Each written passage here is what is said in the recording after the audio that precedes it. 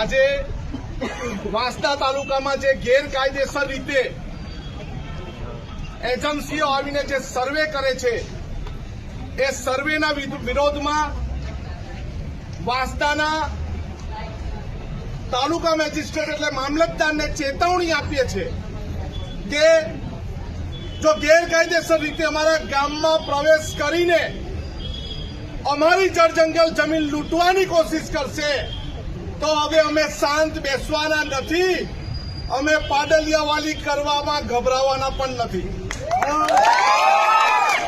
આ દેશ સંવિધાનથી ચાલે છે અને સંવિધાનમાં આપણને પ્રાવધાન આપ્યા છે કે આપણે પેસા એક્ટ 96, પેસા એક્ટ 2017 અને જમીન સંપાદનનો કાયદો 2013 મુજબ આપણા ગામમાં કોઈ પ્રોજેક્ટ આવતું હોય, આપણા ગામમાં કોઈ નવી યોજના આવતી હોય, આપણા ગામમાં 66 કેવીએ કોઈ મોટું જમીન લેવી હોય, આપણા ગામમાં કોઈ પણ રીતે જમીન માંગવી હોય, એ સરકારે માંગવી હોય કે કોઈ પ્રોજેક્ટ માટે માંગવી હોય, એના માટે પેસા એક્ટ મુજબની ગ્રામ સભામાં કાયદો આપ ચર્ચા કરીને પૂર્વ મંજૂરી લેવી પડે.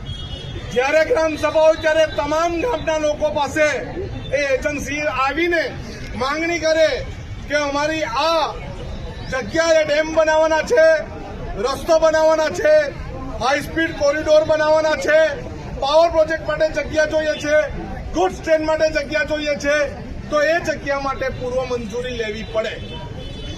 અને એ પૂર્વ મંજૂરી ના લે તો આપણે ભારતમાલા પ્રોજેક્ટને અટકાવેલો છે, અટકાવ્યો છે ને આપણે 7/12 નંબર 6 ની એન્ટ્રી કાચી પાડેલી હતી. એ કાચી એન્ટ્રી આપણે કેન્સલ કરાવી છે અને રોડ પર કેન્સલ કરાવ્યો.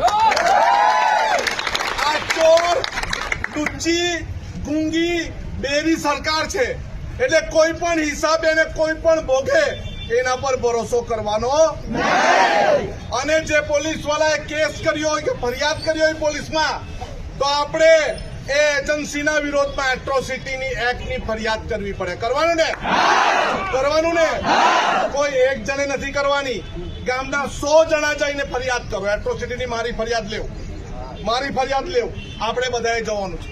જે દિવસે પોલીસ વાળા જવાબ લેવા આવે કે તમને બોલાવે ત્યારે એક જણે જવાનું નથી, આપણે બધાએ પોલીસ સ્ટેશનમાં જઈને જવાબ આપવાનો છે ને.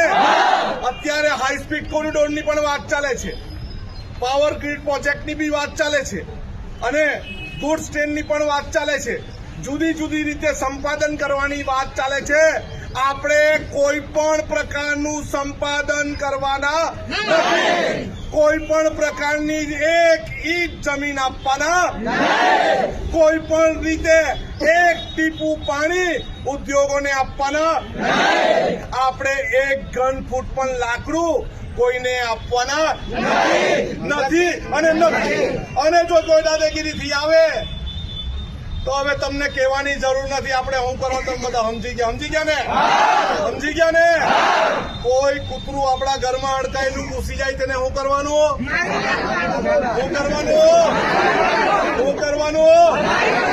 આવા એજન્સી વાળાએ અડકાયેલા કૂતરાને ગામમાં ઘૂસવા દેવાનું. હવે આપણે શાંતિથી મામલતદારશ્રીને આવેદનપત્ર આપવાના છે, રાજ્યપાલને સંબોધીને આવેદનપત્ર આપવાના છે.